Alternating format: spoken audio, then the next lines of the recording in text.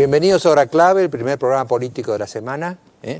Bueno, venimos de ver algo. Realmente. Usted me había advertido que esta clase, este profesor Randy Pausch, era realmente impresionante. Yo la pude ver parte porque vine para acá después, pero usted la vio entera. Es un testimonio memorable de este profesor de una universidad de Pittsburgh que da una clase que es un ejercicio académico de la universidad de suponer que es la última lección que va a dar el profesor, y lo primero que dice Randy Pausch: esto no es metáfora, es mi última clase, voy a morir. De hecho, falleció hace unos días, y cuenta el sentido de la vida volviendo a los valores tradicionales de la niñez, de la solidaridad, de la familia. La verdad que eso ha sido un excelente informe de nuestros Una compañeros. verdadera clase. Una clase. Una clase existencial. Él lo estaba viviendo, ¿no? Efectivamente. Yo, cuando usted me comentaba esto, yo le comenté eso que dice Heidegger, que el hombre es un ser hacia la muerte. Es decir, que es el único animal que anticipa su muerte, que sabe que se va a morir y que no se quiere morir, evidentemente, ¿no? Claro. Es un tema de la vida, ¿no? Sobre todo en nuestra cultura occidental, en donde estamos no preparados para lo único evidente, que es la muerte. La muerte, quizás los orientales podrían enseñarnos, pero la verdad que ha sido un estupendo trabajo de los compañeros. Tenemos la sorpresa ante lo previsible. Claro, ¿no? claro. Bueno, damos nuestros datos. Como siempre, nos vamos a comunicar y por supuesto sus mensajes los vamos a resumir al final del programa a través de horaclave@c5n.com, horaclave@c5n.com. Bueno, tenemos varias presencias muy interesantes, pero yo voy a adelantar un poco el tema de mi editorial, que es un poco trazar un gráfico de lo que sería la topografía del poder desde que asumió Néstor Kirchner hasta hoy, los últimos 5 años, digamos, de gobierno K. Y pensé hacer un gráfico porque es ver dónde estamos parados, y dónde están parados los K y nosotros, dónde estamos parados, digamos, ¿no? Entonces yo diseñé 4 etapas, ¿no? La primera etapa, que abarca del 2003, cuando gana Néstor, 2003, prácticamente hasta el 2008. Esta es una etapa ascendente. Usted piense que Kirchner ganó con el 23%, con poquísimo porcentaje, y fue creciendo, ¿no?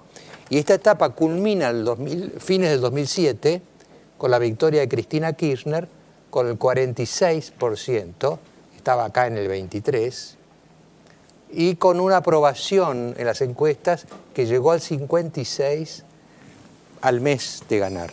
Ahí fue la cima del poder K. Bueno, después de ahí vino el conflicto con el campo, que es lo que marca la bisagra, ¿no? Entonces, en marzo del 2008 empieza el conflicto con el campo.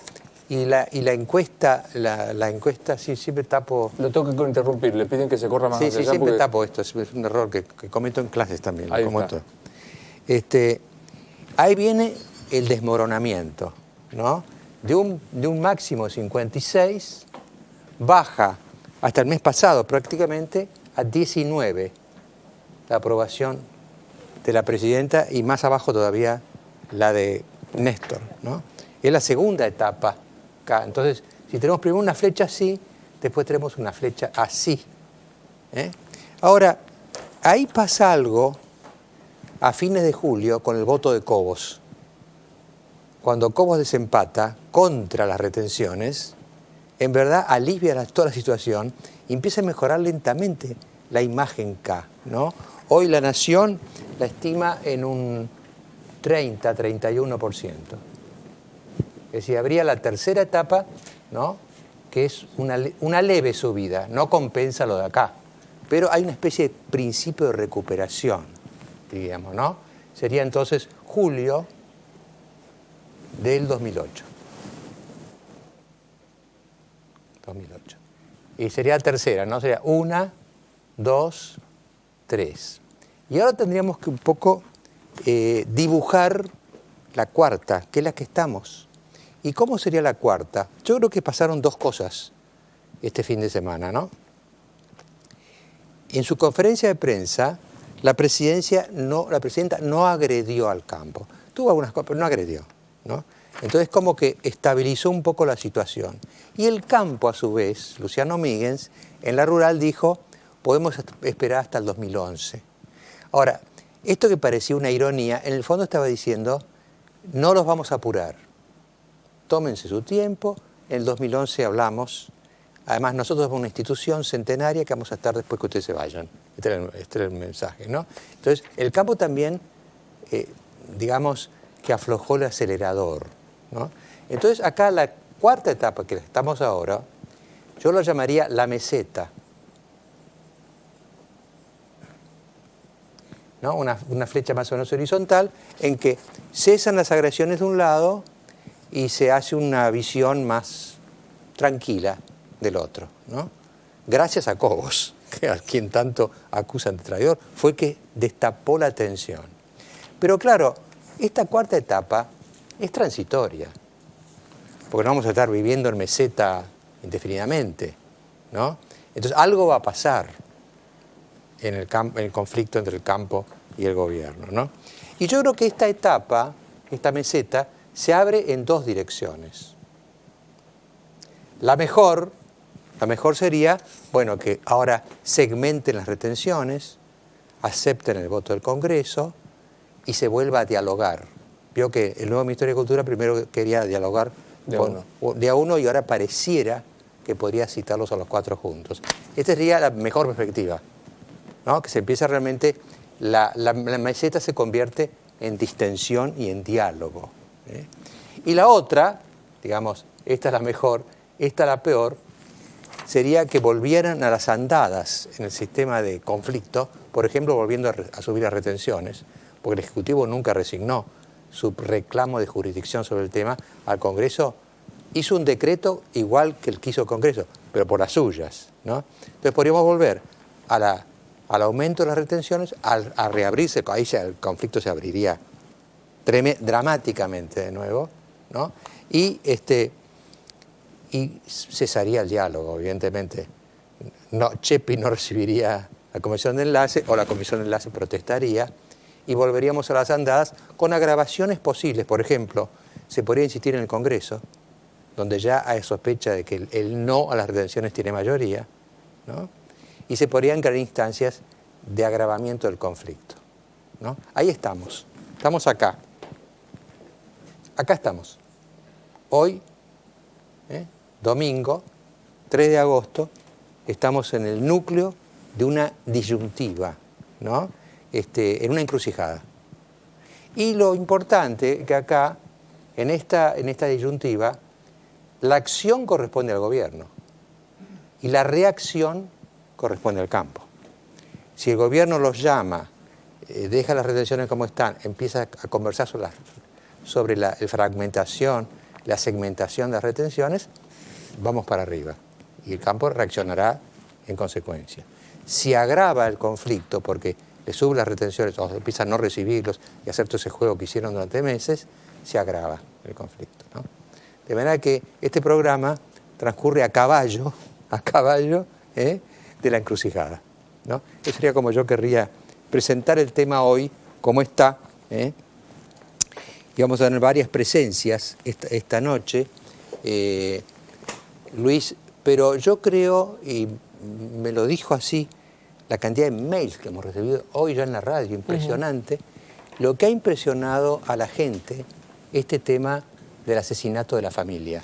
Me parece que vuelve a poner en el punto de discusión uno de los temas centrales de la sociedad, mitigado el efecto campo, que es la inseguridad. El hecho de estos 4 integrantes de la familia, estos 2 chiquitos, Agustín y Milagros, la muerte tan brutal, vuelve a poner en tela de juicio la seguridad y cómo funciona el sistema de aplicación de las leyes, porque aquí hay un juez que ha decidido libertades anticipadas y la gente está, y estoy viendo los mensajes mientras hablamos, está pidiendo que se aclare el tema. Claro, porque como que todo estuvo mal, ¿no? Bueno, los habían detenido, esta gente, estos grupos de Fernández, son asesinos realmente salvajes, ya condenados antes por una violación seguida de muerte, años de prisión, les ponen la tobillera electrónica y tampoco funciona, ¿no? Es decir, todo mal, como dicen los chicos, todo mal, porque mal el sistema penitenciario que no sabe poner las pulseras. Sí, hasta un dato insólito. El no pago del teléfono de esta persona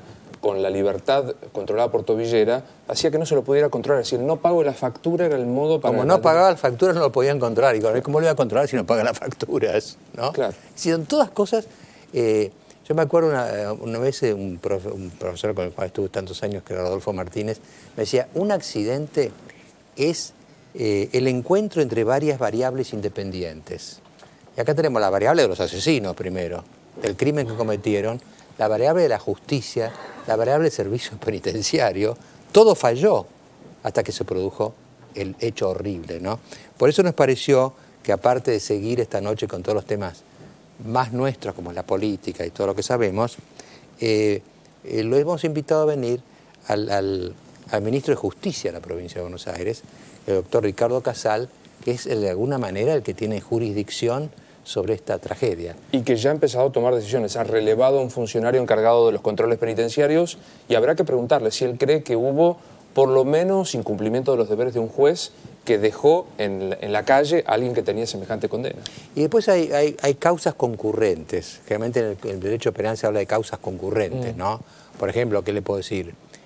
Uno se pasa la luz colorada y otro cruza cuando no debía, y al final de varias variables termina la causa. Acá la causa concurrente son los jueces, es el servicio penitenciario, y después es otra cosa que no se toma en cuenta en Argentina suficientemente, el nombramiento de los jueces. ¿Cómo se nombran los jueces? Porque si usted nombra a una persona que no es idónea para ser juez, que es el cargo más elevado que hay en el sistema nuestro, nada es más importante que un juez. Es casi como un sacerdote civil, ¿no es cierto? Ya después ese juez le va a hacer macana tras macana, ¿no? Porque usted no empezó bien nombrando al que debía, ¿no? Así que también el Ejecutivo está cuestionado acá por el proceso de nombramiento de los jueces, que tiene acuerdos de los ámbitos legislativos. Así que es como que todos estamos en un mismo lodo, todos manoseados. Claro. Y a la Argentina pendulamos. Hoy el debate parece imponerse, y seguro lo vamos a escuchar, pena de muerte sí, pena de muerte no. Digo, con un hecho que ya no tiene remedio con la pena de muerte, que es un hecho consumado. No, y decíamos en la radio hoy, ¿no? Lo que a un delincuente lo disuade, porque el tema es disuadirlo, no lo hagas porque te va... No es la pena de muerte. Porque si en un país como Argentina un mínimo porcentaje de delitos se encuentra al delincuente y se lo castiga, un delincuente puede pensar, bueno, sí, hay pena de muerte, pero a mí no me va a tocar porque hay un 5% de posibilidades de que me toque, ¿no? En cambio, si yo tuviera un sistema que en un 80% de los casos detiene al culpable, aunque le ponga una pena no tan grave, es mucho más disuasivo, claro, que una pena de muerte más o menos así como emocional, como utópica, ¿no? Así que después del corte vamos a conversar con el doctor Ricardo Casal, ministro de Justicia de la provincia de Buenos Aires. Las empresas acompañan a Mariano Grondona.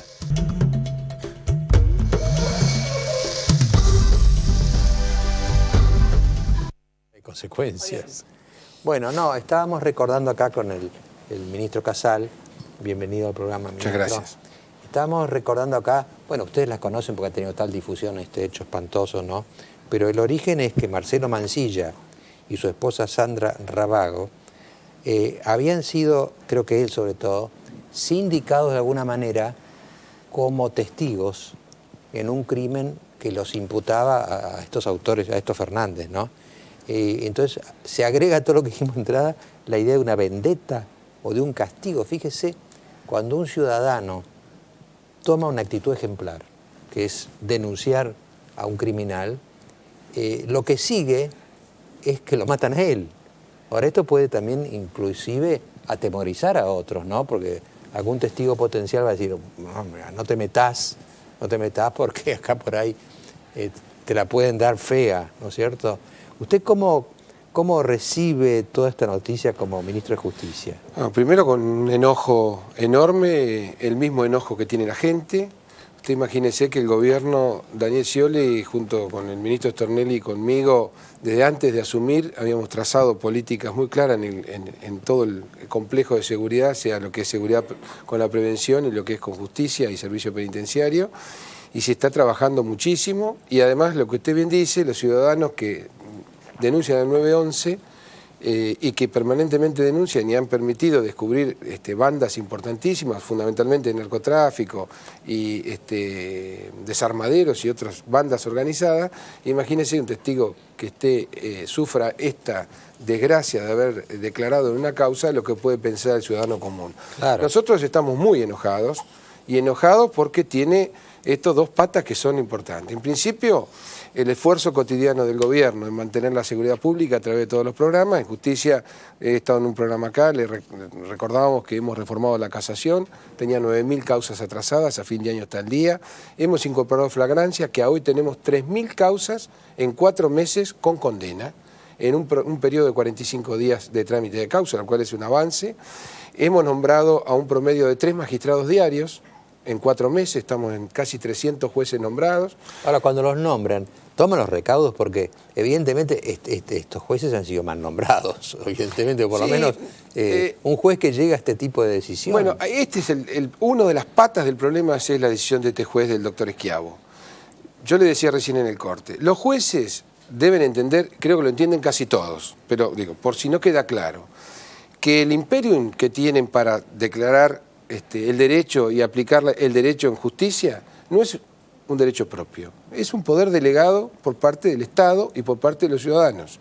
Cuando se le presta el acuerdo en el Senado de la provincia de Buenos Aires, exactamente significa eso. El Senado, que representa al pueblo, le dice: estoy de acuerdo con que sea juez, en los términos republicanos que la propia Constitución indica y en un mandato delegado. Por lo tanto, cuando este juez le da el arresto domiciliario a este señor y ve la ficha de antecedentes criminales, que dice nada más y nada menos: condena a 25 años de prisión, triple homicidio, robo calificado, lesiones gravísimas y violación seguida de muerte, y quebrantamiento de la libertad condicional porque fue detenido en esta causa por tenencia de armas, obviamente que ese imperium que hablamos, delegado, no ha sido tomado como tal, porque si lo hubiera tomado como tal, hubiera pensado que además de dar una sentencia de acuerdo a derecho, tiene que ser también en protección de la seguridad e interés público. Frente a esto, concretamente, ¿van a promover el enjuiciamiento del magistrado Schiavo? Ya me han avisado 2 o 3 consejeros del Consejo de la Magistratura que van a promover el enjuiciamiento,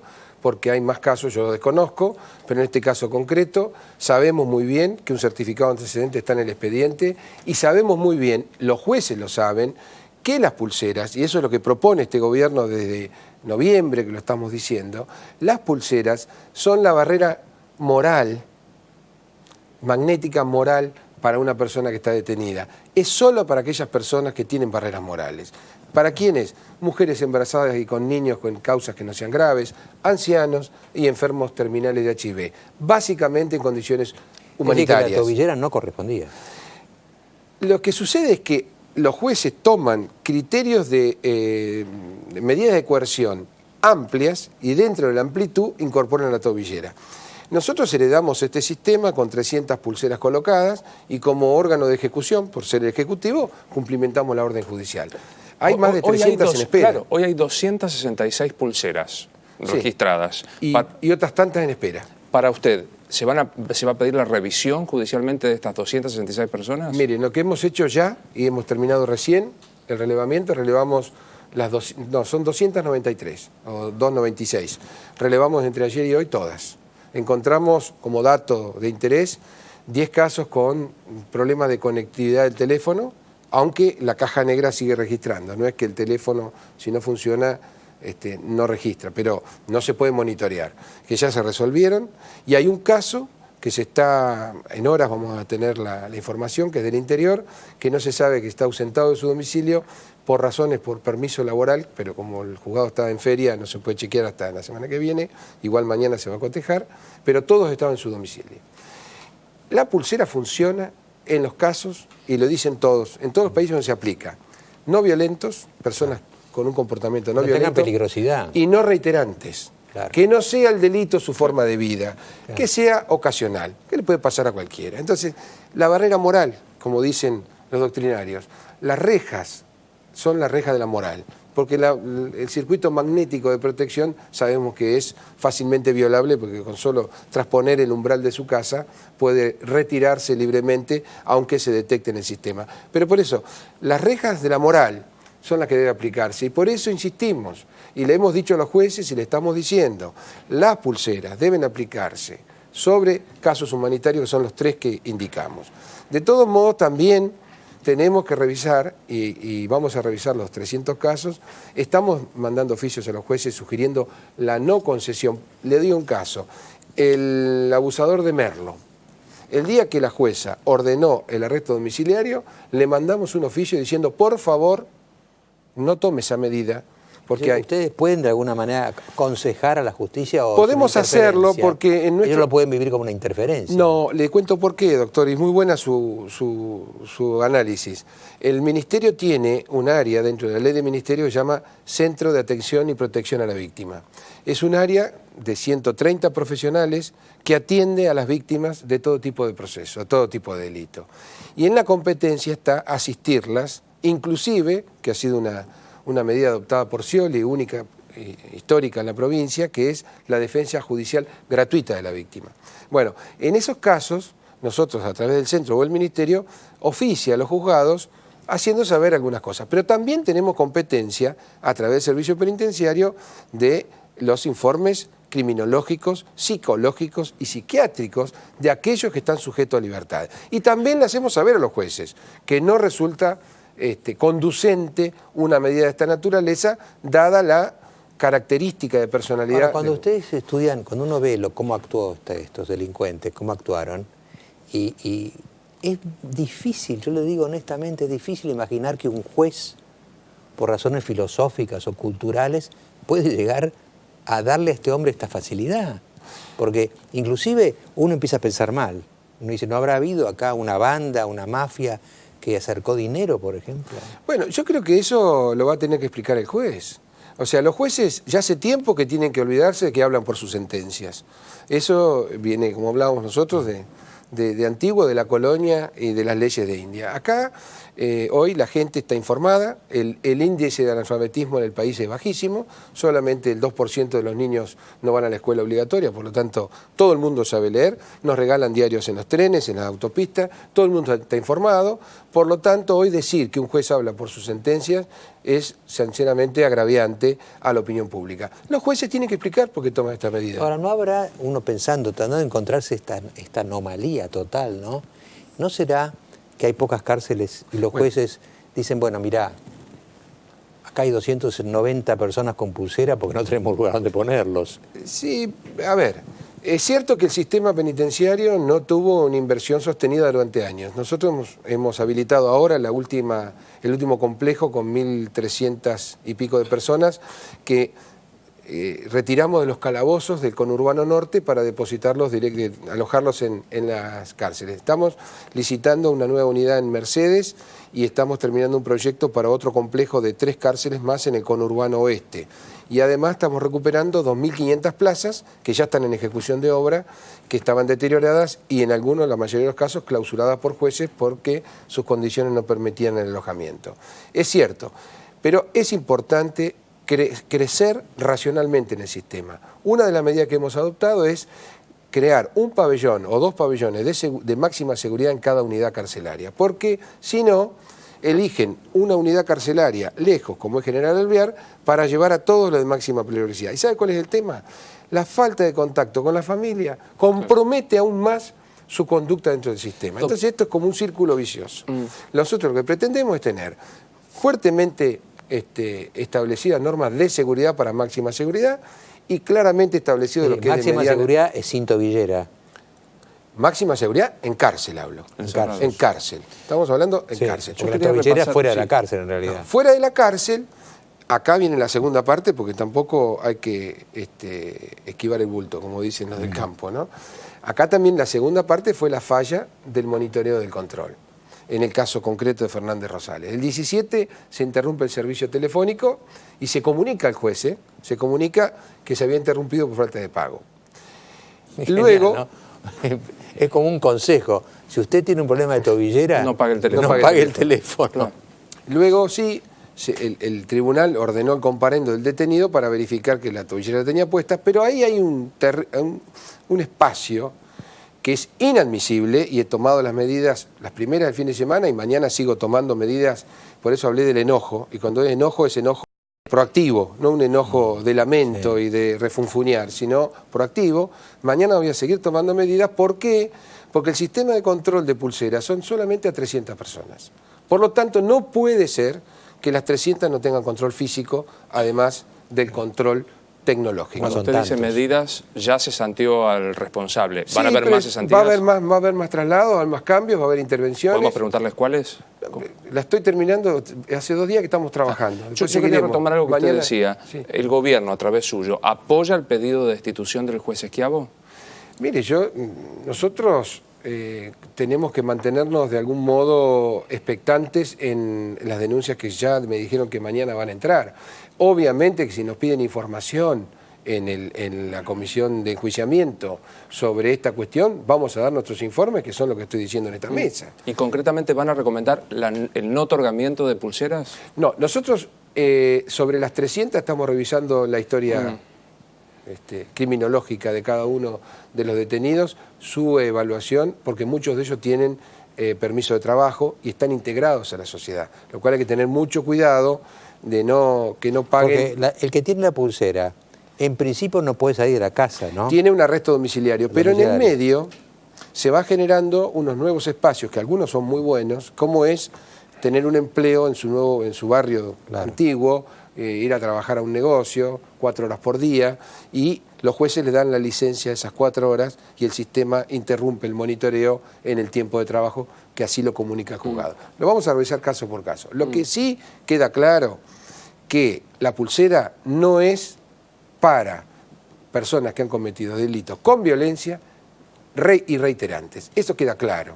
Ahora, doctor Casal, estas personas, otro rumor que empieza a correr los rumores, ¿no? Que esta gente conocía de alguna manera a los testigos a quienes mataron.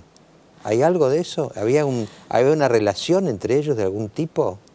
Nosotros en primera instancia tuvimos esa sensación por algunos comentarios que hubieron de testigos que participaron y después los medios lo reflejaron el fin de semana. Algunos, creo que uno de los chiquitos le decía tío al homicida, y hoy uno de los diarios locales nacionales sacó una editorial, una nota muy fuerte que imagino que debe tener ¿Le parece bases. verosímil que haya habido una relación personal entre la esposa de la persona asesinada y el...? Es muy difícil opinar sobre la máxima intimidad de las personas. Sí, lo que es claro que se conocían, eran amigos, se frecuentaban. Por lo tanto, relación existe. Más allá de la relación social, podrá haber otro tipo de relaciones. Pero doctor, una pregunta que es inevitable, que se plantea en esto. ¿Usted es partidario de la pena de muerte? No. ¿Le parece que ayudaría en algo esto?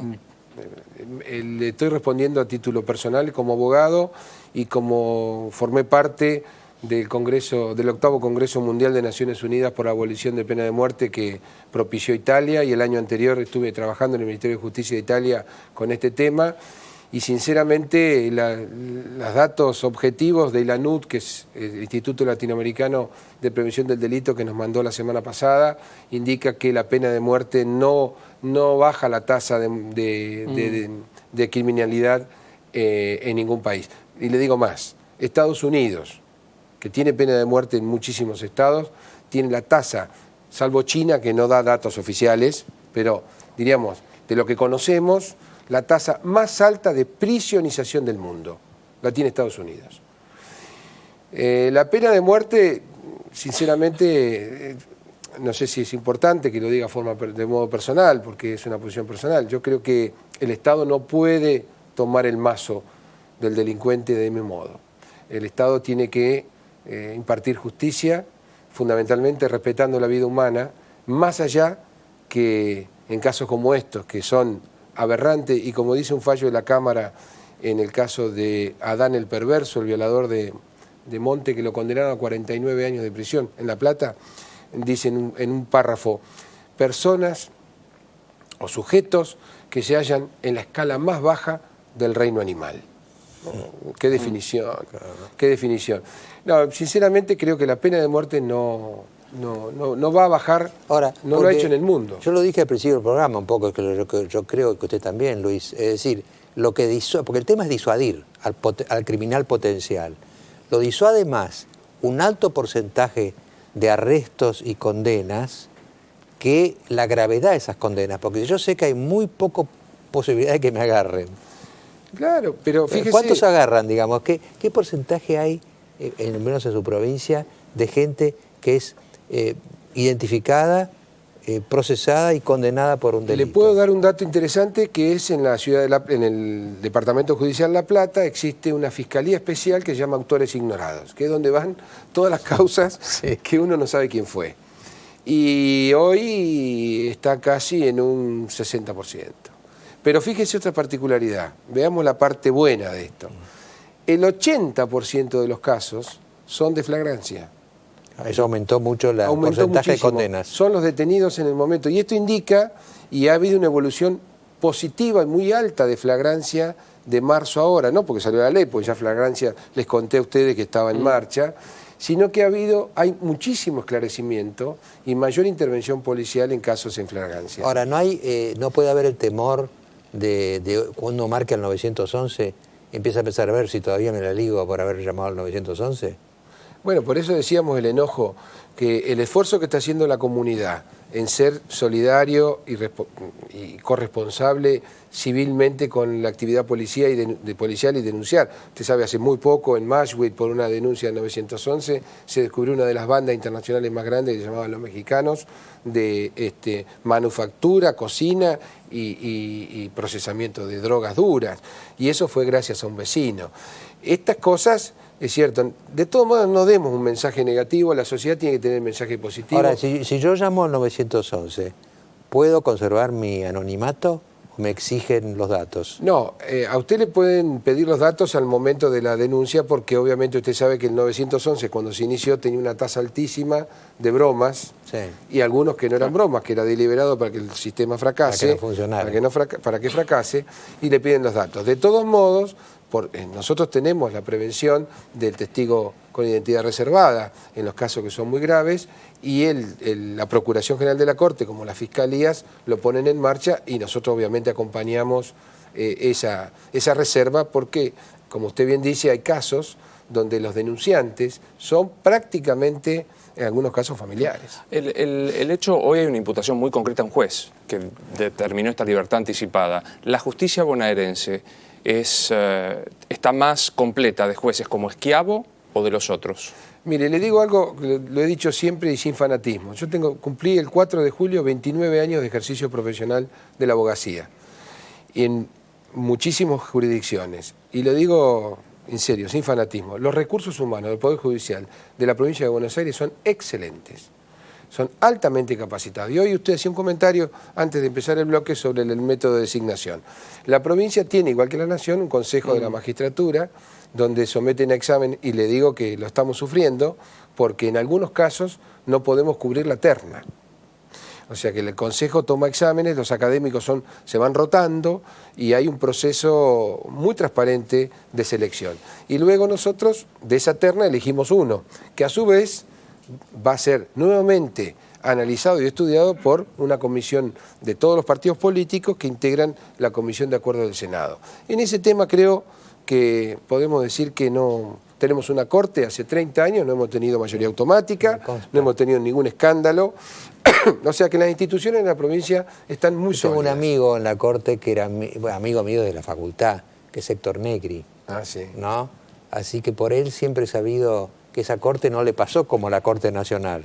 Es una corte que ha transitado los 30 años de democracia, le diría, los 25 años, perdón, la ha transitado muy bien, no ha tenido escándalos, ha habido diferencias de criterio porque cada juez tiene su criterio, uno como abogado lee los votos de una sentencia y advierte claramente la posición filosófica, como la de Héctor Negri, o jurídica de otro juez, pero es un cuerpo que funciona muy bien. El Ministerio de Justicia trabaja diariamente con ese cuerpo. Ahora, yo le hago una conclusión a nuestra conversación, doctor Casal. a mí me parece, como marcaba Luis, la imagen de la justicia en la provincia de Buenos Aires va a depender mucho de lo que le pase a Schiavo. Es decir, si hay, ¿no es cierto? Si hay un juicio político, hay un castigo, bueno, digan, bueno, había una manzana podrida y la sacamos. Sí, y además... Si no pasa nada, ya... Pero además hay un dato importante que dar. La gente no tiene por qué saber si el juez es juez federal, si es juez provincial. Claro. La gente... Es un juez. Y sabiamente a los jueces los despersonaliza y entra en el abstracto de la justicia. Y me parece que es sabio eso, no es de ignorancia. Dice, cuando dicen la justicia y no dicen los jueces, está hablando de lo más importante que puede tener un ciudadano, que es un sistema de justicia independientemente de los hombres, que sea ágil y eficiente y que dicte sentencia de acuerdo a derecho. Me atrevo a sumarme a la conclusión del doctor Grondona, respetando las diferencias de poderes. Si hoy usted pudiese hablar con el doctor Schiavo, ¿qué le diría? Voy a tratar de hablar mañana, si no está de feria. Sinceramente le voy a decir lo que le digo a todos los jueces. Yo, por suerte, con tantos años de trabajo y además de actividad pública, conozco a muchísimos.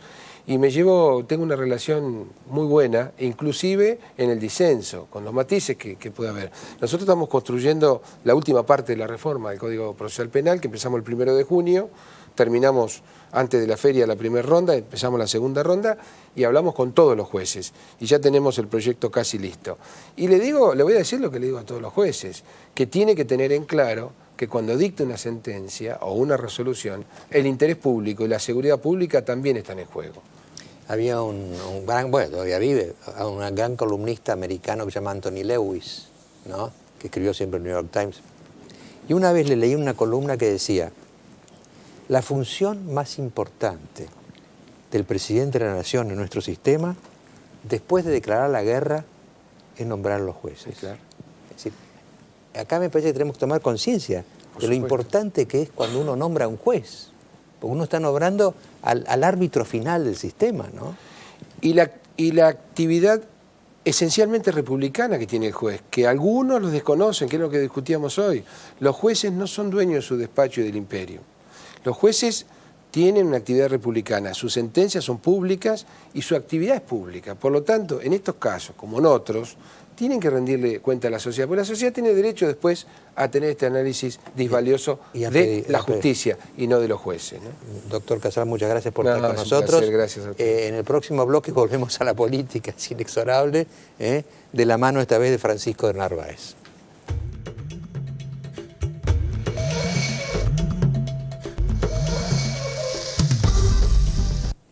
Bueno, ustedes saben que Francisco Narváez, cuando decidió dedicarse a la política, una de las cosas que hizo y que me consta fue recorrer la provincia, pero varias veces, ¿no? Muchas. Y estar muy en contacto con la realidad de la provincia.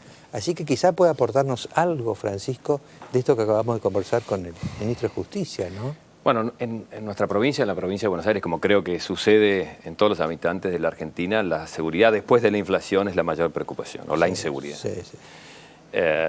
Y a mí no me alcanza, doctor Grondona, que el gobierno de la provincia de Buenos Aires diga que está muy enojado. Acá ha habido indudablemente un error muy grave del señor juez Schiavo.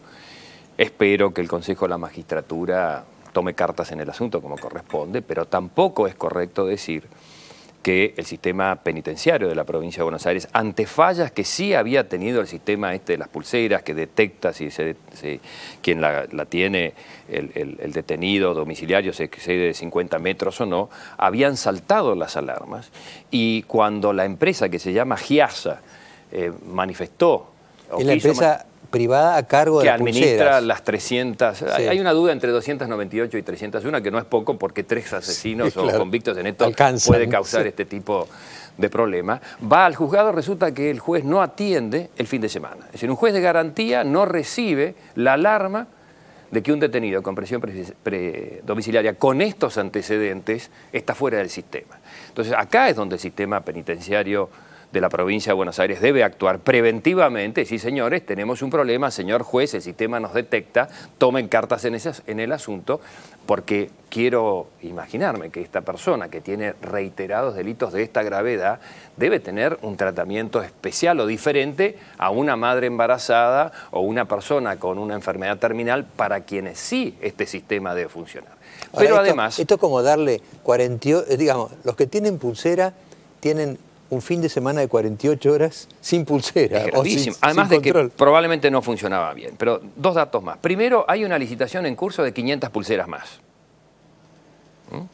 Y segundo dato, hay solo 16 psicólogos en el sistema penitenciario de la provincia de Buenos Aires para evaluar no solamente estos casos, que deben tener una evaluación permanente, sino todos los que están en proceso. Entonces, todo el sistema carcelario de la provincia de Buenos Aires creo que está colapsado. ¿Cuántos presos hay en la provincia? Cerca de 30.000, 28.000, 30.000. ¿Se da cuenta? Y hemos tenido prisiones en construcción en la provincia de Buenos Aires, casi terminadas, sin presos que liquidaban gastos de alimentos. Esto fue un escándalo de hace poco tiempo. Es decir, no me basta con el enojo. Yo creo que acá hay responsabilidades tanto de la justicia de la provincia de Buenos Aires como del Poder Ejecutivo. Ahora, ¿las pulseras son para esto o para, como decía Mariano recién, sacar presos de las cárceles en donde no hay lugar? Deberían ser exclusivamente para los casos de condición humanitaria grave, un enfermo terminal. Si son utilizadas para, digamos, evacuar un poco, descomprimir las cárceles, seguramente habría casos menos peligrosos que con los antecedentes de Fernández, que tiene triple homicidio, con violación, asalto con arma de guerra, fue nuevamente detectado en un crimen y fue nuevamente procesado y enjuiciado y sancionado. En fin, seguramente no es para esto, eso no tengo ninguna duda, Luis. Bueno, a lo nuestro, Francisco. A lo nuestro. Esto también es nuestro. Esto también es nuestro. Esto es política también. Mire, cuando usted hacía su presentación, doctor Grondona, en el gráfico, en la caída y el descenso de la imagen de la señora presidenta, como de otros políticos, yo miro mucho también los problemas de la gente, no solamente la imagen de los dirigentes. Y el mayor problema que tenemos hoy en Argentina es la inflación. Por una inflación que va del 3 al 6, del 6 al 12 y hoy claramente se aproxima al 30. Y también la preocupación por la inseguridad. Los políticos no tenemos que mirar nuestra imagen, lo que tenemos que mirar es qué le preocupa a la gente y trabajar para resolverlo. Si lo hacemos bien, la imagen va a ser una consecuencia, pero no podemos actuar en términos de la imagen. Perdón esta... No, es interesante porque es como que la imagen fuera un fin en sí mismo y no es. Mire, como usted decía, yo llegué a la política hace 2 años y medio y muchos de los errores que veo que se siguen cometiendo son los que yo criticaba y no quiero volver a cometer. Y por eso creo que la política tiene que tener un objetivo claro por lo menos yo quiero ser parte de ese proyecto, de plantear las soluciones concretas de la Argentina, no de hoy o de mañana, de hoy, de mañana y de los próximos 20 años. Esto es lo que creo que el gobierno nacional no termina de transmitir. Ahora, ya que hoy estoy autorreferencial, ¿no? No, porque en la columna de Hoy La Nación, el otro punto débil que yo veo es que el gobierno está perdiendo imagen, que evidentemente perdió mucha, puede ser que recupere, ojalá, pero por ahora la perdió, está en una meseta, está ahí. Pero cuando uno mira el panorama de la oposición, Francisco, ve una fragmentación tan grande que es como que el gobierno perdería si se juntaran, pero si no se junta es capaz de ganarle uno por uno. Sin ninguna duda. Y creo que eso sería, precisamente cuando le mencionaba, los viejos errores que he criticado. Yo creo que la oposición tiene que comenzar a funcionar como oposición y no simple opositores. Esto lo hemos hablado en otras oportunidades. Y creo que de aquí en más, y no con un fin electoral, hay que plantear el proyecto de la Argentina de los próximos 20 años que podemos después mencionarlo. Ayer en la conferencia de prensa la señora presidenta estuvo ausente. Yo veo a la señora presidenta una enorme dificultad de plantear el futuro de los argentinos. ¿Y qué parte va a tener su gobierno en esa construcción? Insisto, en los próximos 20 años y no en la semana que viene. Ahora, en ese proyecto no solamente deben estar representadas las fuerzas políticas que pensamos en un alto grado de coincidencia que las prioridades de la Argentina tienen que ver con la pobreza, con la indigencia, con la falta de trabajo de calidad, con que el Estado garantice lo que estábamos discutiendo en este primer bloque, la seguridad, pero también la educación y la salud. Es decir, poner en funcionamiento nuevamente un sistema productivo que premie el esfuerzo de quienes lo tienen. Puede ser un trabajador y puede ser un gran inversor. Esto es lo que creo que está faltando en la Argentina. Y me parece que de caras a la próxima elección, no solamente de las 2011, las 2009, esto es lo que yo quiero ser parte en la provincia de Buenos Aires. Un espacio lo más amplio posible que identifique estos puntos comunes en la construcción de la Argentina desde la provincia de Buenos Aires y planteémosle a la sociedad una alternativa, no por ser opositores al oficialismo. El oficialismo hará lo que hará y sus encuestas dirán lo que dirán. ¿Dentro del peronismo? Con el peronismo y con otras fuerzas políticas y dentro del peronismo. Yo no trabajo para el peronismo, yo trabajo en el peronismo y con el peronismo. Y con otras fuerzas políticas y otros dirigentes muy importantes. Yo creo que el conflicto del campo, por lo menos en la provincia, como usted bien decía que recorro, ha habido el surgimiento de hombres y mujeres que han liderado estos procesos. Porque atrás de cada uno de estos hombres de campo había una familia, había una mujer. He conocido muchísimas mujeres que están dispuestas a ingresar a la política. Tal vez no aspiran a la política nacional, pero quieren ser concejales en sus distritos y quieren representar los valores y los principios que quieren defender. La familia, el esfuerzo, el trabajo, un país ordenado, una provincia ordenada. Tenemos que abrir los partidos políticos y los espacios políticos para que toda esta dirigencia se incorpore. Si lo hacemos del justicialismo por un lado, con todas nuestras virtudes y nuestros defectos, y cada una de las otras fuerzas contando su historia, claramente el kirchnerismo puede ganar la elección del 2009, la elección de mitad de término. Creo que sería un error histórico, estoy convencido que no lo vamos a cometer. Claro, porque ayer Luciano Míguez en la Rural dijo, tenemos tiempo, si quieren los esperamos hasta el 2011, dijo. Pero ojo, que la elección importante es el 2009. Sin ninguna duda. Porque toda elección es importante, es la anterior a la presidencial, está comprobado. Es verdad, es verdad. Alfonsín empezó a perder ahí, Menem empezó a perder ahí, se empieza a perder 2 años antes, digamos. Yo aspiro a que la elección de mitad de término, a la que usted hace referencia, doctor Grondona, no sea una elección para castigar algo, sino que sea una elección que vea el nacimiento de un proyecto desde la política, desde los dirigentes políticos de la construcción de la Argentina, que en el 2011 asumirá la mayor cantidad de puestos ejecutivos, balanceados con un legislativo que se va a formar ahora en el 2009, y plantearnos, como lo estamos planteando desde ahora, esa Argentina para los próximos 20 años. Seremos el primer eslabón y tendremos que asumir los costos de los cambios profundos que se tienen que hacer, que este gobierno los debería estar haciendo. El oficialismo dijo, ayer se relanzó, es una nueva etapa del gobierno. ¿Ayer cambió algo con la conferencia? No, la presidenta lo contestó, dijo no, cuando le preguntaron si iba a hacer cambios. Entonces, esto es lo que a mí... Yo, honestamente, aplaudí la posibilidad de una conferencia de prensa. En un momento, digamos, con alguna suspicacia, era la tarde de la inauguración de la Rural, uno dijo, es para ganar la tapa el domingo. La verdad, yo espero que la señora presidenta no esté pensando en hacer política para ganar la tapa del domingo que viene. Sería triste pensar así. Pero me desilusioné en la conferencia de prensa. Primero porque veo que la señora presidenta tiene una enorme capacidad de desarrollar la opinión y el comentario desde el pasado, pero tiene una enorme incapacidad de plantear el futuro. No planteó la Argentina de los próximos 20 años. No planteó cuáles van a ser los ejes de su gobierno. No dijo que la inflación, porque cree entonces en la inflación oficial de este INDEC, que dice que es 4,3, que no existe en ningún lado, por lo menos en quienes conocemos la cotidianidad y hablamos cotidianamente, quienes tienen que ir al almacén y al supermercado, quiere decir que no va a haber plan inflacionario.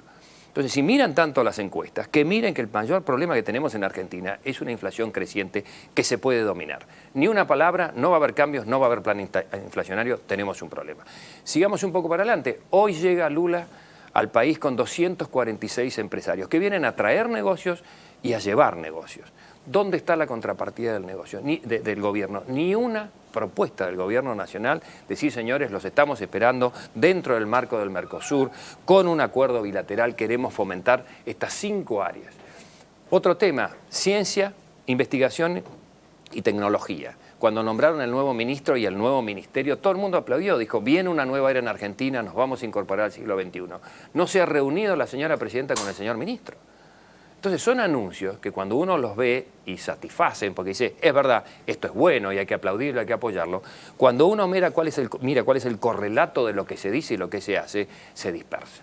Entonces, ahora usted ve, Francisco, yo le voy a hacer un recuerdo acá. La primera vez que lo trajimos a Wiener al programa, fue el primero, en ese momento, era hace unos años, que me empezó a hablar de largo plazo. A mí era como una cosa así, un refresco, ¿no? Porque veo que estamos tan cortoplacistas. Todo es el lunes que viene, pues esto pasó el sábado, ¿qué va a pasar el martes? Usted ve, Francisco, fuera del gobierno, el gobierno es totalmente cortoplacista y muy con la mirada en la nuca, eso es obvio, ¿no? Pero fuera del gobierno, en esa gran conjunción que se está armando lentamente de peronistas y no peronistas. ¿Usted ve una preocupación por el futuro que la destaque como una alternativa frente al gobierno? Sin ninguna duda. Y déjeme decirle cuál es el fundamento de eso, porque lo veo en la gente. La gente siente que le estamos sacando el futuro. Volvemos a vivir en un país desordenado en donde el esfuerzo no paga y la gente quiere vivir con orden y poder progresar. Orden y progreso es lo que te piden. Dame un futuro, yo me voy a esforzar, pero quiero que mi hijo pueda ser mejor que yo. Otra vez nos ha embargado esa sensación de que nuestros hijos van a estar peor que nosotros. Pero le contesto su pregunta. Definitivamente. Mire, yo soy parte del movimiento productivo argentino, que tiene una pluralidad. Obviamente tiene un eje justicialista, pero han venido y vendrán a disertar hombres de distintos pensamientos políticos, de la política y también del empresariado, de la técnica o de la academia, porque claramente necesitamos un modelo productivo para la Argentina. Estos 246 brasileros que vienen con una visión de lo que necesita Brasil, de qué le puede dar a la Argentina, qué le pueden dar ellos a la Argentina. Vienen con el presidente de la nación. Vienen a decir, Brasil es esto, quiere proponer esto y requiere de ustedes esto. Nosotros tenemos que poner la contraparte. Entonces me parece que ahí viene el largo plazo. Y el largo plazo es lo que a uno lo inspira a trabajar en política. A mí no me inspira a ver si puedo ser o no candidato en el 2009 y ganar o no ganar una elección. A mí me inspira a ser parte de un proceso de transformación profundo en la Argentina, de un liderazgo que transforme esta frustración. Estamos diciendo, no me acuerdo si en el corte o no en el corte, que no aprendimos con el primer diluvio. Salir de esta dinámica que tenemos que llegar al borde del precipicio para asustarnos y corregir. Sí. Pero la verdad que muchas veces esas correcciones que sirven en un momento, y que es lo que nos está pasando ahora, parece que quieren ser recetas para siempre. Las retenciones, el impuesto al cheque, los superpoderes, las facultades delegadas, no tienen razón de ser en la Argentina del 2008, mucho menos en la Argentina del 2009. Le voy a hacer una pregunta muy a corto plazo. ¿Le creyó a Cristina cuando dijo que gobierna ella y no Néstor? No. ¿Gobierna Néstor? Sí, porque a Cristina no le vi tomar una decisión de gobierno durante 1 hora y media de charla con los periodistas. No dijo una sola propuesta de lo que va a ser su gobierno en los próximos 5 años. Y entonces sí, creo que casi por deducción dije, claro, ahora entiendo por qué gobierna Néstor. Ahora, Luis, sí, ha estado hablando este hombre del futuro, del largo plazo, y usted le hace una pregunta de 5 minutos. 3 minutos. Son los vicios del periodismo, somos así todos. Y voy a una de 4 minutos. Bueno. Cuando sostiene a Moreno, De Vido y a Jaime, ¿lo hace porque es eso o porque no quiere dar el brazo a torcer en este momento de pedido de renuncia? Creo que una combinación de ambos, pero creo que tampoco sabría por quién sustituir las políticas que aplican Jaime, De Vido o Moreno. El problema no es Jaime, De Vido o Moreno. Estamos todos con el carro delante del caballo. Estamos discutiendo a Moreno, a Jaime, en lugar de discutir qué clase de país queremos. La respuesta al no cambio es pensar que la vida es estática. Y están viendo por qué las encuestas que los llevaron al 70% hoy no pueden mirar en el espejo de la sociedad, que la sociedad cambió. La Argentina pretende otras cosas de lo que pretendió en el 2003, en el 2004, que le dio esos guarismos, justamente porque la gente no se equivoca, porque se tomaron para esas circunstancias medidas acertadas. Pero seguir con la misma receta y con el mismo chiste ya no causa ninguna gracia. Entonces la respuesta es, tienen el corto plazo como única visión de gobierno. Y entonces Jaime, De Vido y Moreno se justifican. Ahora, si nos tenemos que sentar en la mesa a discutir la Argentina a los 20 años, que esté Jaime, Moreno y De Vido, vamos a ver qué podemos aportar nosotros también. Francisco Narváez, muchísimas gracias por esta conversación. Gracias a usted, doctor Grondona. Bueno, gracias, Luis, muy amable. Yo le he invitado al doctor Eduardo Menem, aparte del respeto que le tengo, porque ha estado estudiando cosas tremendamente conducentes a la crisis que venimos de tener, digamos. Y va a estar con nosotros en el próximo bloque. Gracias, doctor Narváez. Gracias, muy amable. No soy doctor, ¿eh? Por favor, que doctoría. Tuvo problemas. Y la costumbre, ¿no? ¿Tampoco es ingeniero? Sí. No, soy bachiller. Bueno, está bien. Ya aclaramos para siempre. Por favor, que para siempre el tema quedó aclarado en forma definitiva. No le diga más a usted, doctor. Es obvio, la culpa es mía. Está claro, lógico. Alguien tiene que tener la culpa. Luis, por favor. Ya volvemos. Gracias, Francisco.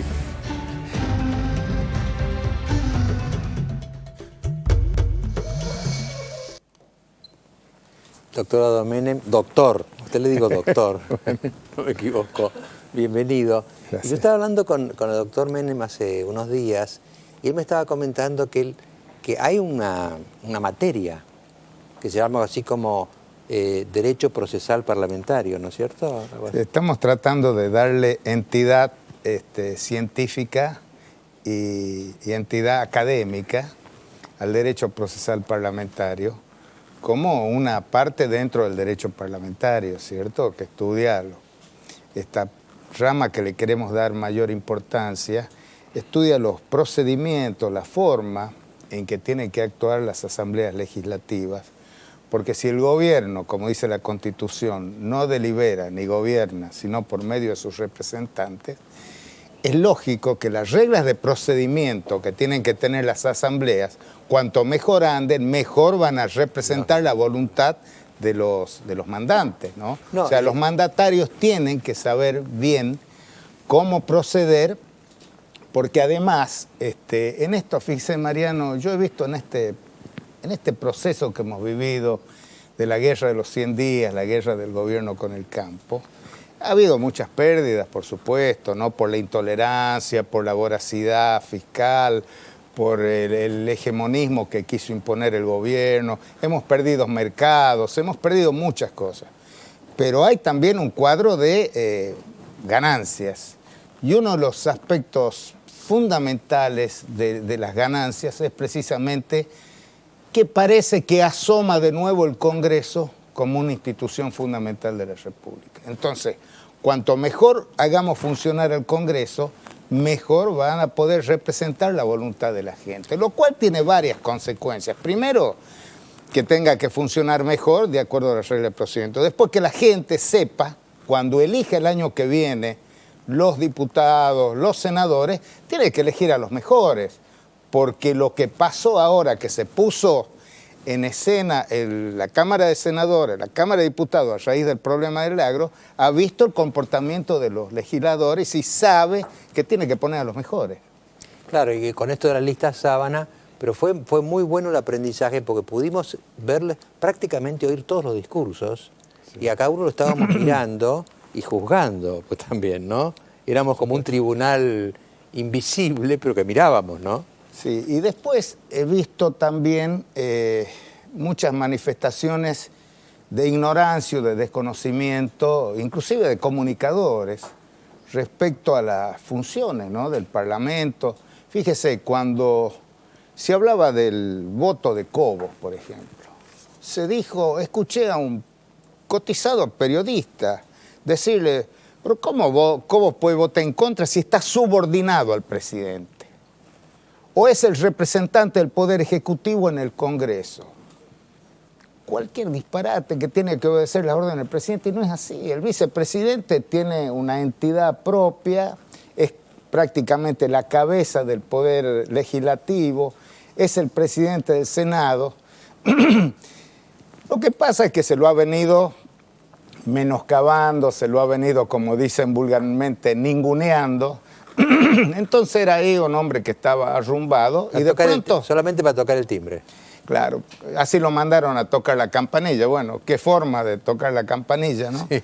Es claro que esto tiene también una tradición, que también la tuvo en Estados Unidos. La figura del vicepresidente es una de las más controvertidas, porque siempre se dijo que está ahí, en fin. Fíjese que en el proyecto del Consejo para la Consolidación de la Democracia que hizo el doctor Alfonsín, la gente, los técnicos que llamó el doctor Alfonsín para la reforma constitucional, se suprimía la figura del vicepresidente, ¿no? No estaba tampoco en el proyecto de Alberdi. Los constituyentes del 53 lo toman de Estados Unidos, ¿no? Donde tuvo también muchas alternativas. John Adams, el primer vicepresidente, participaba en las reuniones del Senado, opinaba, discutía, y otros que no tuvieron ninguna trascendencia, ¿no? Por eso, Paul Grusac, acá en nuestro país, dijo en alguna oportunidad que la vicepresidencia es una sala de espera donde su ocupante suele ser todo, pasa de no ser nada, pero puede serlo todo. Pero en ese momento ya dejó de ser vicepresidente. Ahora le hago una Y pregunta. en la historia, sí. Claro. Menos jurídica y más política, apelando a su enorme experiencia.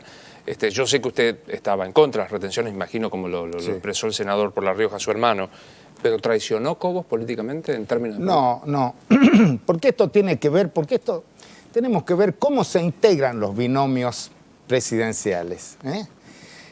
En la historia de nuestro país, algunas veces se elige como vicepresidente, se elige a alguien que es políticamente débil y que no le puede hacer daño al presidente, un criterio.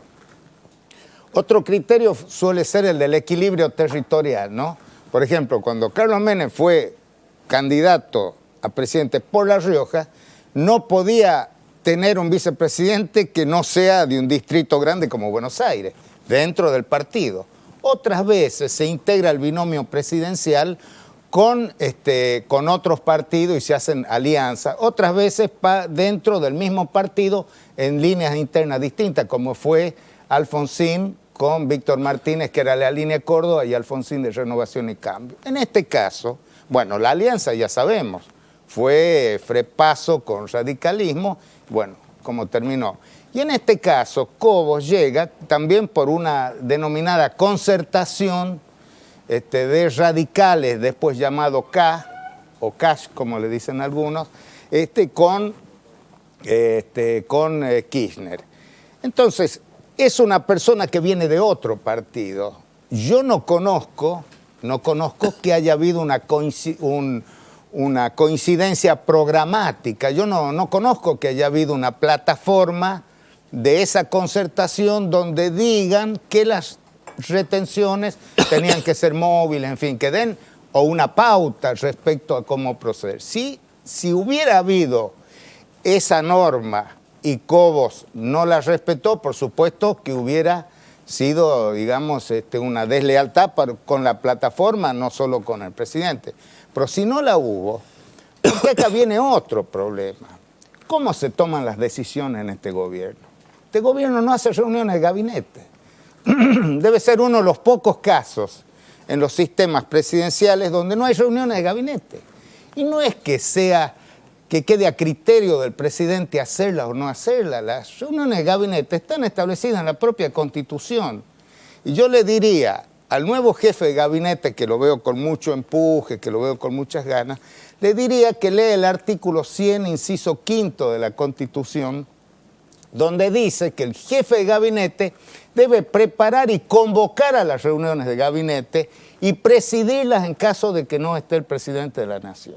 Es decir, si Cobos, yo me hago esta composición de lugar, si Cobos hubiera participado en reuniones de gabinete, quizá lo hubieran convencido de que era bueno votar las retenciones, o quizá él los hubiera convencido de que no era bueno votar las retenciones. Pero acá, al parecer, hasta en el mismo momento que Cobos iba caminando desde la vicepresidencia al recinto para ocupar la banca, la presidencia, en ese momento lo estaban llamando a ver si qué iba a hacer o qué no iba a hacer, cuando él ya tenía una decisión tomada. Entonces, cuando se habla de que tiene que votar porque le ordena el presidente, o porque dicen que tiene que cumplir sus órdenes, o cuando dicen que tiene que seguir esa línea, a mí me parece que es desconocer la entidad vicepresidente de la Nación. Una pregunta técnica, doctor Menem.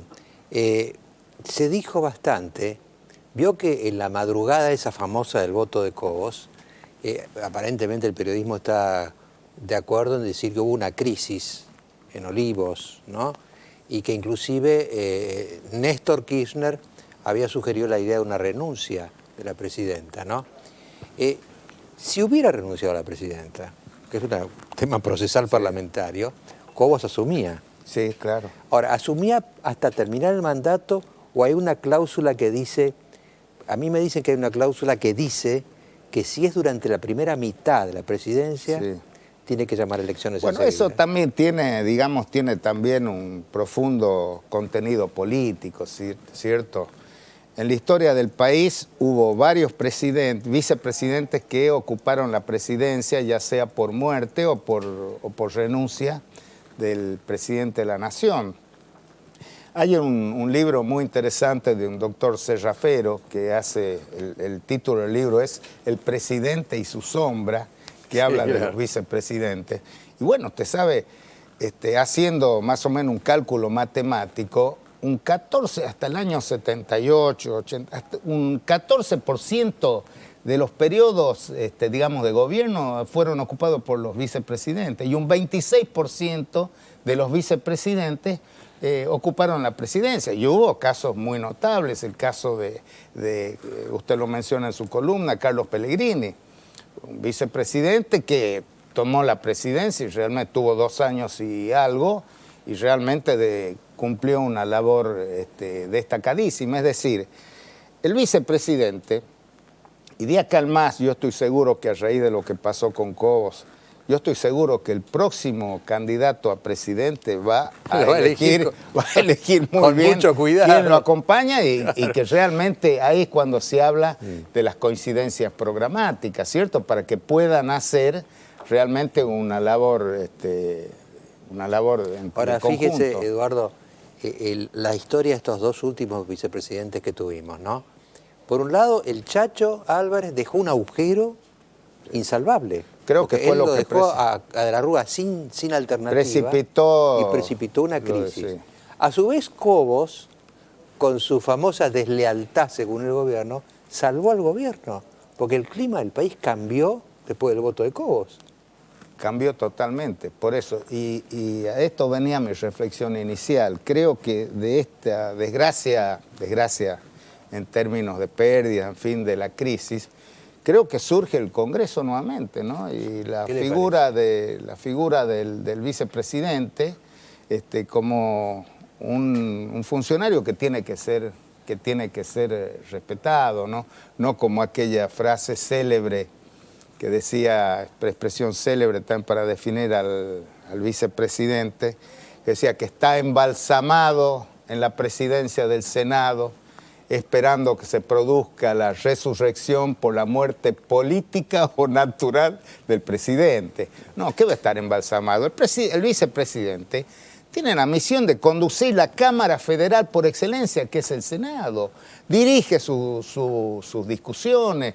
Es cierto que no puede opinar sobre el tema que se debata, pero nada quita que pueda opinar sobre todos los asuntos fuera de cuando está ocupando el estrado de la presidencia. Usted lo habrá terminado como todos nosotros, esa madrugada, ese jueves, más que un discurso, el de Cobos fue casi como una confesión, ¿no? Es que un testimonio. Era una carga muy, muy pesada, ¿no? Quizá no tanto, pero fíjese que en la historia se dio un caso similar con Victorino Laplace. Victorino Laplace era el vicepresidente Roque Sáenz Peña, que tenía varios periodos de enfermedad, en fin. Entonces hubo un grupo que quería que asuma Victorino Laplace. Entonces, cuando pedía licencia Roque Sáenz Peña, le daban licencia con tiempo determinado. Entonces, en febrero del año, de ese año, en 1914, Roque Sáenz Peña, nuevamente enfermo, pide licencia por tiempo indeterminado. Los partidarios de que asuma Victorino Laplace querían que sea por un plazo determinado, transcurrido el cual, bueno. En el Senado se vota por tiempo determinado, es decir, contrario a la posición de Roque Sáenz Peña. Va a la Cámara de Diputados. La Cámara de Diputados votan que sea por tiempo indeterminado. Vuelve al Senado, es decir, en favor del... Vuelve al Senado y tenía que desempatar Victorino Laplace. Victorino Laplace... Un caso de desempate. Victorino Laplace tenía una posición contraria a que la licencia sea por tiempo indeterminado. Pero, claro, parece que él había trabajado para que triunfe una de las dos tesis para no tener que desempatar. Pero dice la historia que un senador travieso cambió su voto y provocó el empate. Y Victorino Laplace desempató a favor del presidente. ¿Por qué? Porque, bueno, si no, él iba a ser el beneficiario. Claro, había un tema... Había un tema ya que venía, además se decía que era el golpismo, porque eran los representantes de la vieja escuela política, que Roque Sáenz Peña era la nueva. No nos olvidemos que fue el que transformó con su ley las condiciones electorales del país.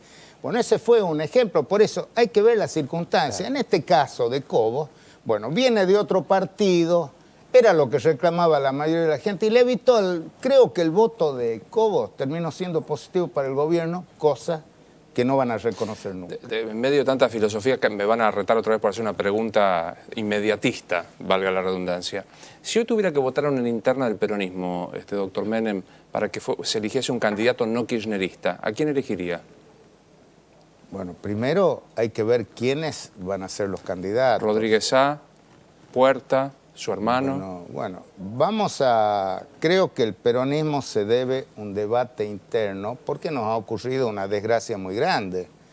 Nos ha ocurrido la desgracia de que el peronismo está intervenido por Kirchner desde hace 4 años o 5 años.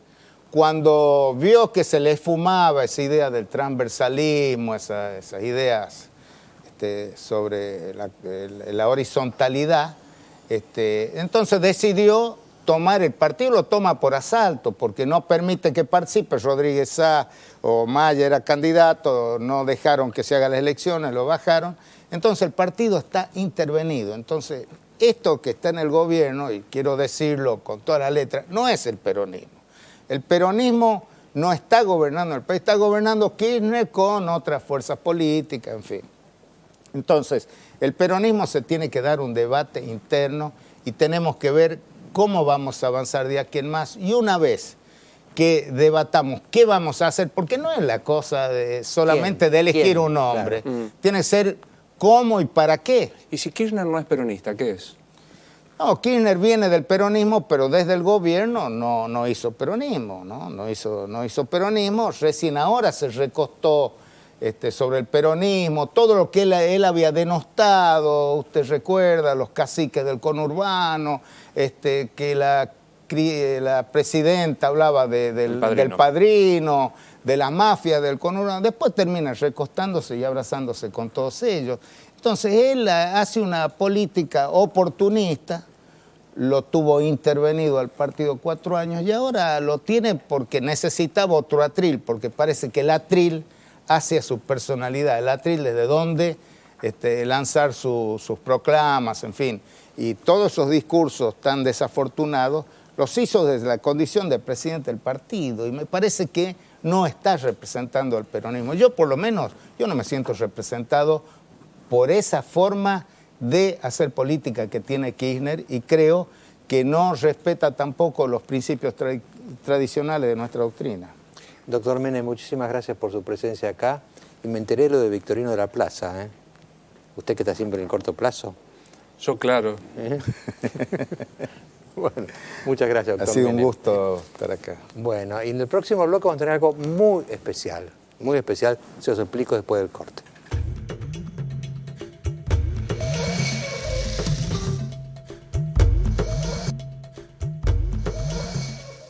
Bueno, yo soy afortunado porque en general creo que Luis también, nos gusta lo que hacemos, que es lo más maravilloso que hay en la vida. Pero en este momento este bloque debe tener un placer extra, digamos, ¿no? Porque yo lo llamé al rabino Bergman a hablar de su libro, porque leí su libro y tardé en leerlo.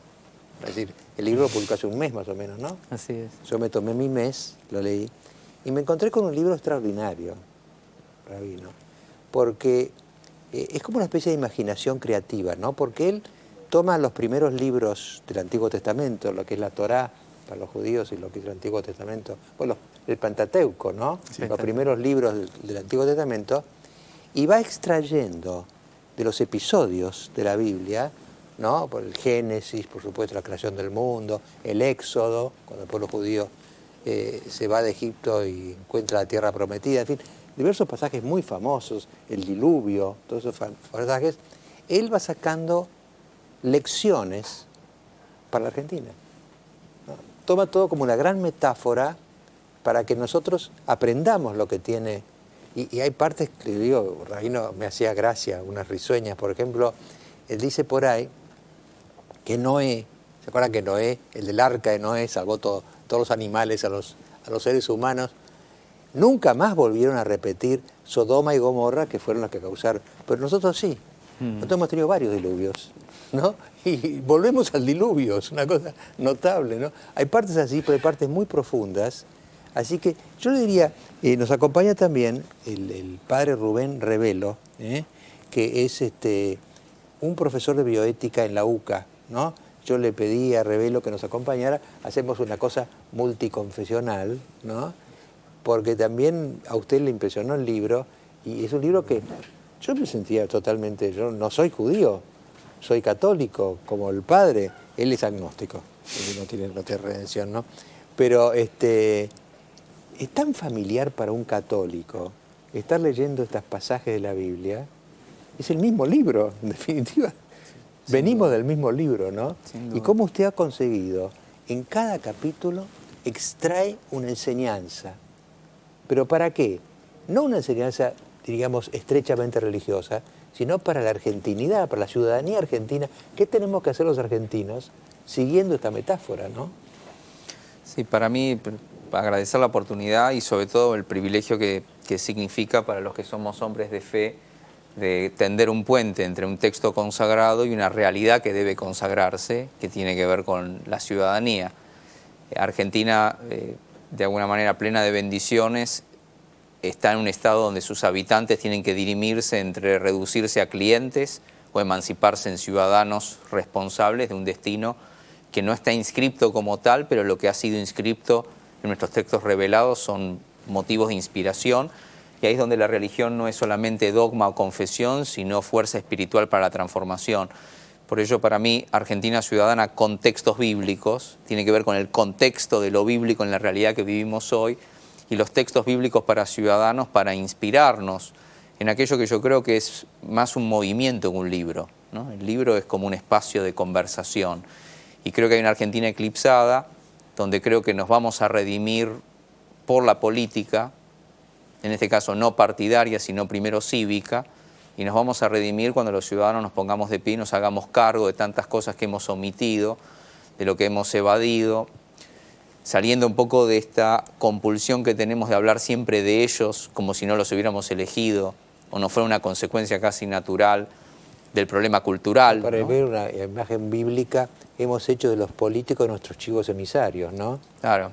No es que no tengan culpas. No. Hay diferentes responsabilidades, es cierto, pero creo que tenemos que empezar a hablar de nosotros mismos, y eso es lo que hacen las asambleas reunidas en oración y en estudio con el texto, ¿no? Uno se siente interpelado por el texto, no para decir lo que el texto dice, sino qué es lo que uno le dice al texto en una lectura abierta y más responsable, y hago de alguna manera una especie de analogía entre el texto consagrado en los pueblos del libro y el texto sagrado que debería ser nuestra Constitución nacional, no para ponerlo en lugar de la revelación divina, pero sí, como decimos en la Constitución, pidiéndole a Dios como fuente de toda razón y justicia, que vivamos en la ley, que es la ley de la nación, una república que no solamente es democracia para elegir, sino las instituciones republicanas para gobernar, y una anomia y una apatía de los ciudadanos que a veces, refugiados en la comodidad de lo privado, abandonamos lo público y por eso perdemos la república.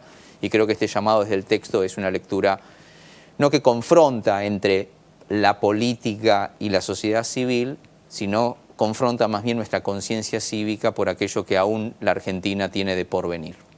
Yo encontré una riqueza inspiracional, por supuesto en unos minutos no podemos, hay que leerlo el libro, ¿no? Se llama La Argentina Ciudadana, con textos vivos, estoy acá.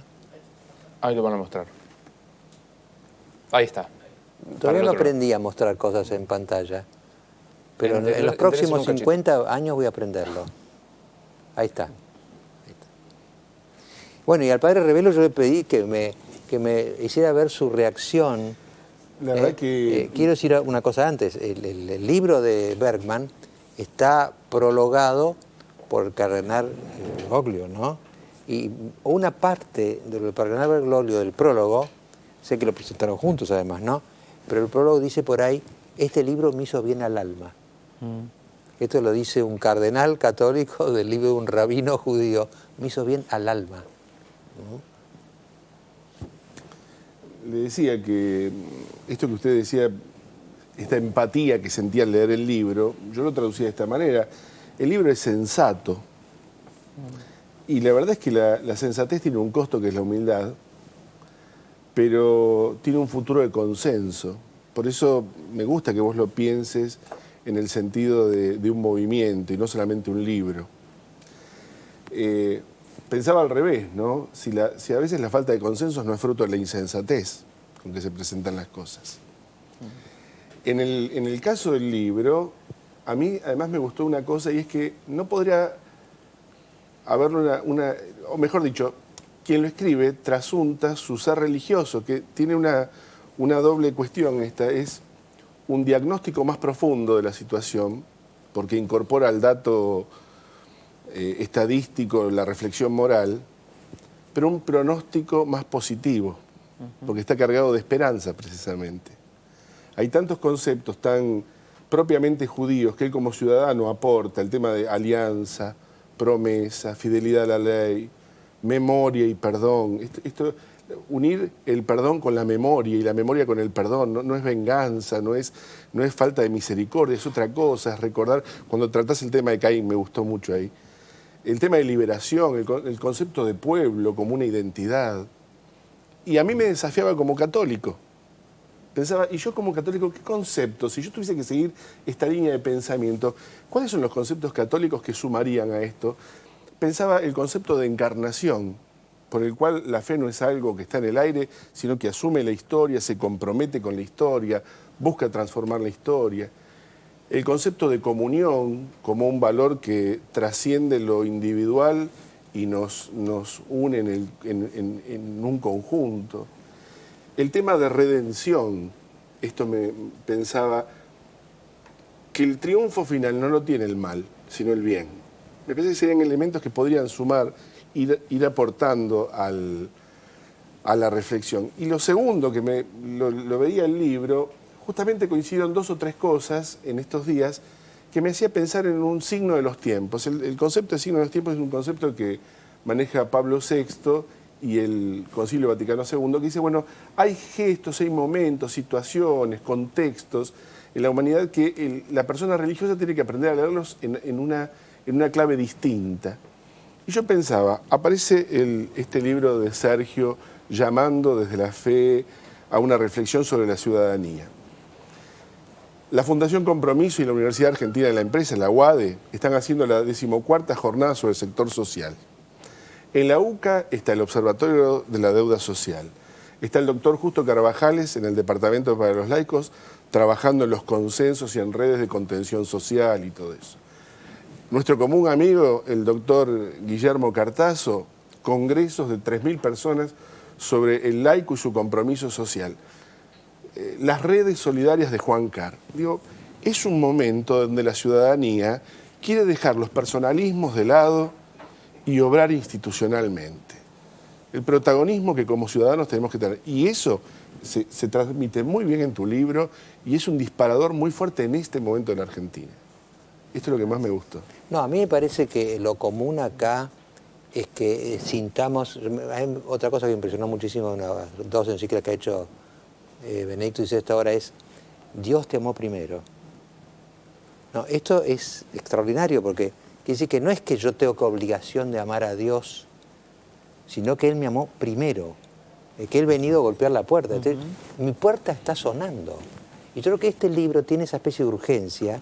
La Argentina está golpeando nuestras puertas, pero no las puertas solo de los políticos, sino de los ciudadanos, de todos nosotros, que no podemos ser los distraídos ya, porque me están golpeando las puertas. Hay un intento también de revelar la política como algo que cambia la calidad de vida de la gente, ¿no? De ponerla en un lugar más próximo y más cercano y no tan distante, donde sobre todo yo lo pienso orientado en los jóvenes que hoy tienen 25 años, ¿no? Promedio, donde no le tenemos que explicar la democracia porque la hemos logrado consolidar con muchísimo esfuerzo y no es el mérito de nadie sino de todos, y que ellos no tienen que temer por la democracia, pero sí tienen que trabajar por la república, para lo cual tienen que tomar un protagonismo donde, si bien en un tiempo lo dijimos no te metas que es peligroso, hoy les estamos enseñando que no hay nada más peligroso que no meterse ni comprometerse, que la tierra prometida es hoy la comprometida por nosotros, que el paraíso que hemos perdido puede ser recuperado no en el cielo sino aquí en la tierra si sacamos todas las bendiciones que Argentina tiene, donde su única maldición somos nosotros. Y qué más claro que esta última crisis para demostrar que los problemas empiezan más en nosotros y en nuestra poca disposición de poner todo lo que le tenemos que poner a lo público y si estamos dispuestos a poner a lo privado. Y sobre todo, bueno, quizás un poco por mi clara identidad y mi memoria histórica, ¿no? Quienes somos minorías a lo largo de las civilizaciones, tenemos que transferirle ese know-how a la sociedad argentina porque son minorías transformadoras que trabajan en el contexto de mayorías consumidoras. Y los cambios vienen por minorías transformadoras. Por lo tanto, esta Argentina ciudadana no hay que temer que hoy no sea un movimiento mayoritario, sino que hay que ir inspirando esas mayorías a través de la firme convicción de que en el orden republicano y el valor de nuestras instituciones, lo que aprendimos en este último tiempo es que es mejor darle el crédito a la institución para que se equivoque, para no caer en la trampa de falsos mesianismos, donde las personalidades y las personas quieren redimir no solamente lo que prometen y no cumplen, sino que lo que la estructura no les da. Y como todavía estamos en un estadio de la realidad argentina en el corte más de lo patológico que de lo político, creo que lo cívico es lo que va a arrojar una luz para salir de la coyuntura y volver a la estructura. Y yo sentí en el libro, y después de las palabras de ustedes dos, lo siento más todavía, que este libro y las reflexiones que hemos hecho acá acortan la distancia entre lo que diríamos lo religioso y lo cívico. Acortan.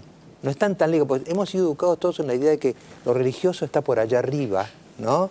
Está en el cielo, ¿no? Y nosotros acá estamos en la tierra, en otro mundo. Y no, hay distancias más cortas de lo que suponemos, ¿no? Es que tiene que ver con ese otro principio, ¿verdad? Que no hay nada más palpable de la experiencia, de lo encarnado, de lo humano que tiene que ver con lo religioso, que es, en definitiva, lo que la Argentina necesita, que es el amor. Nosotros necesitamos, para que la Argentina sea la nación que nos debemos, amar a la patria. Y no es el sentido figurado de los términos, sino desde las vocaciones reales. Si nosotros le pusiéramos un poco más de amor a nuestro bien común, a nuestras instituciones, a nuestro compromiso con lo cívico, donde no haríamos de nuestros próceres solamente un fin de semana largo, o de la bandera solamente para hinchar por nuestra selección nacional de fútbol, sino darle el respeto que eso tiene, no por lo que pasó, sino por lo que nos puede pasar, sobre todo en un bicentenario que ya, como también lo planteo en el libro, no debe ser el 2010, sino el 2016, porque ya se empiezan a escuchar, ¿no?, esas rotas cadenas de las provincias unidas del sur, donde tenemos que entender que no necesariamente las cosas buenas saldrán de Buenos Aires y quizás sí de nuestro país federal, de nuestra riqueza en las provincias, y también de entender de que no se lo tenemos que dar a nadie el bicentenario, sino construirlo entre todos, en aquello que hemos proclamado y que creo que es muy, muy importante, que es, si decimos que vamos a morir con gloria, como dice el himno nacional, primero hay que vivir con dignidad, y creo que la espiritualidad tiene que ver con lo digno. Bueno, desgraciadamente se acaba el programa, pero yo tengo acá un mensaje para Luis, mío, ¿no? Usted que es un hombre tan práctico, ¿no? Fíjese lo práctico que es el rabino. Nos corrió 6 años el bicentenario, nos da más tiempo para prepararnos. Y estamos medios verdes para el No, aparte, como hombre del interior, adhiero fervorosamente a la propuesta. 1810 fue un movimiento porteño. Exactamente. 1816. ¿Verdad es que es 1816? Dejemos de ser, claro, unitarios y feudales y volvamos a ser republicanos y federales. Hay un tipo que me encanta a mí, que es este criollo José Mujica, el uruguayo, ¿no? Que él no quiere hablar mucho de Argentina, lo hemos invitado mucho acá, pero no quiere. Claro, tiene razón, se quiere meter, además meterse con nosotros, es medio peligroso. Pero dijo una cosa el otro día, una entrevista por televisión, creo que con Nelson Castro, si no me equivoco, dijo, ¿qué tiene que decirles a los argentinos usted? Y ligaba con la última parte de nuestra conversación. Ámense más entre ustedes, quiéranse más unos a otros y no vean en el otro siempre como un demonio, ¿no? No, le decía que hay una cuestión con el tema del amor, que siempre la religión queda como una cosa, dicha así, como una cosa fácil, ¿no? Y en realidad no hay nada más exigente que el amor cuando es verdadero. Claro. El amor verdadero, y en esto sirve la construcción de la ciudadanía, una religión. Como toda religión busca el bien y la verdad, y de alguna manera conduce a la conciencia desde adentro, no es la ley que echa la ley, echa la trampa, uno trata de buscarle la vuelta. No hay escapatoria a la propia conciencia. Y la religión en ese sentido, sea cual fuera, si está bien intencionada, dirigida a la verdad y al bien, hace ciudadanos más sólidos, que no buscan la trampa de la ley, sino que se comprometen desde esto que decíamos, el amor, aunque suene superficial, dicho así, ¿no? Por el manoseo que hay de la palabra amor. Muchísimas gracias, Rabino, muchísimas gracias, padre, a los dos, por la presencia acá. Y hemos ganado 1 centímetro en la pronta conversión de Luis, ¿no? ¿1 centímetro? Medio. No, no hay caso. Mucho más, ya como ciudadano está ni- convenientemente compartido. Ya le dije a Sergio que un buen modo es comenzar con Varénique, con Mises. Eso me va a ir como incentivando. Muy bien. No, más vale, es como el 1816, corremos 6 años, yo también corro lo de Luis, lo corro 6 años. ¿Está bien? Ahí 6. está muy bien, está muy bien. Bueno, faltan las conclusiones. Muchísimas gracias. No, gracias por la invitación y el honor. Un momento maravilloso que hemos vivido.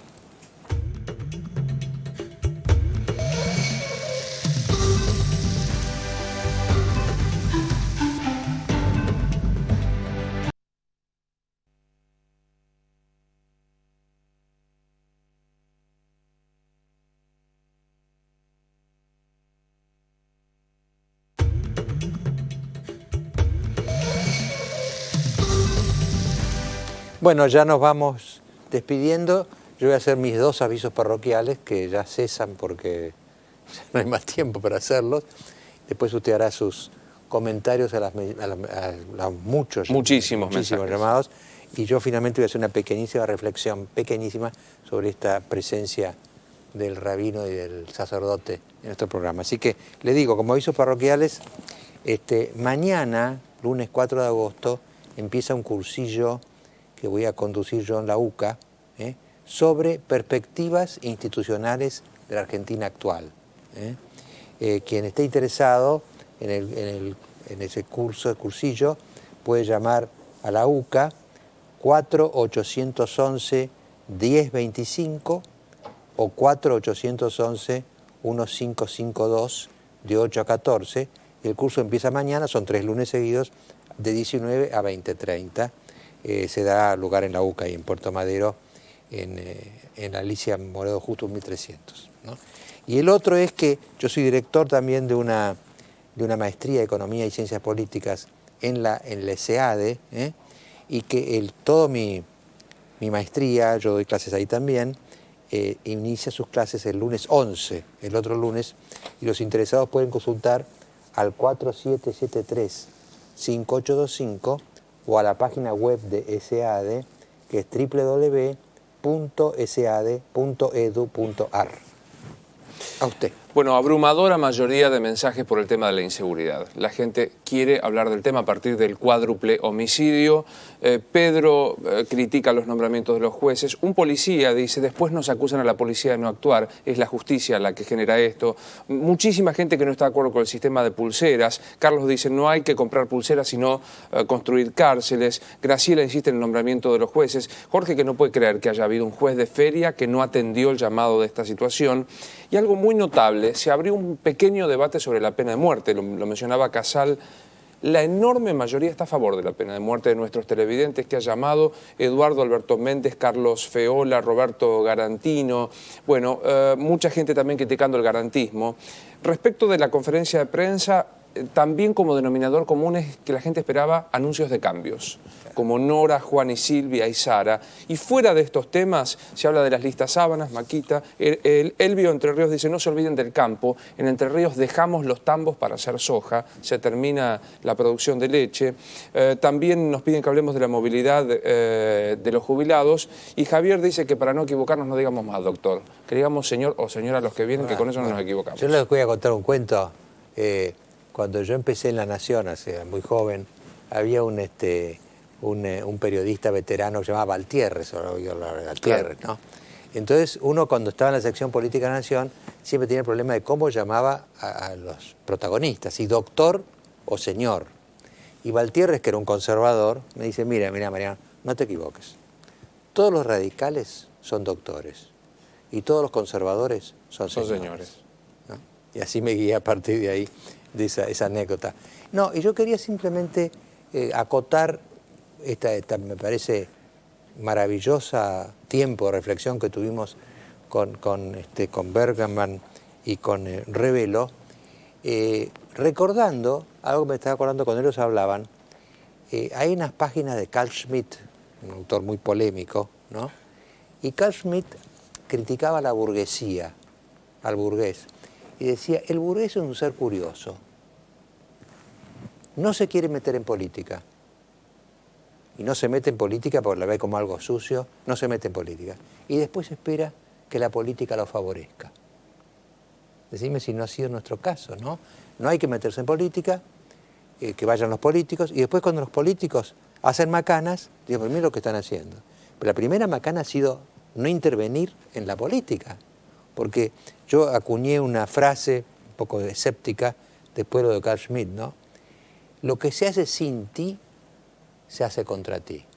Si no estás en la reunión que se decide lo que hace, quedás afuera y esa reunión va a ser contra tuyo. El campo aprendió esa lección. Bueno, nos despedimos entonces el sábado a la noche tenemos clases y el domingo, por supuesto, la radio de la mañana y hora clave a la noche. Y nos quedamos con Muriel Balbi en DEF Televisión, que preanuncia China con los Juegos Olímpicos en un muy interesante informe de ese gran país. Muchas gracias y hasta la próxima.